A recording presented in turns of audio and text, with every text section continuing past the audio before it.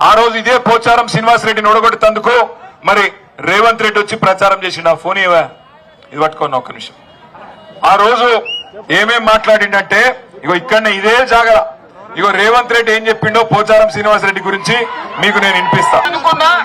ఆయన కొడుకులు తలా ఓ దిక్కు, ఇవాళ వాళ్ళ గురించి చెప్పాలంటే ఒక ఆంబోతులు ఎన్నుకుంటే అచ్చొచ్చిన దున్నపోతులు 3 ఒక ఆంబోతులు 2 దున్నపోతులట.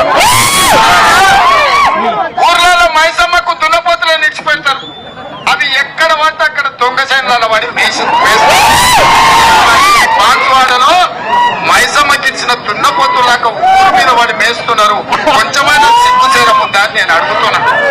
ఇవాళ పోచారం శ్రీనివాసరెడ్డి గారు, నేను శాసనసభకు స్పీకర్, 119 మంది ఎమ్మెల్యేలను నియంత్రించాల్సిన బాధ్యత మీ మీద ఉంది.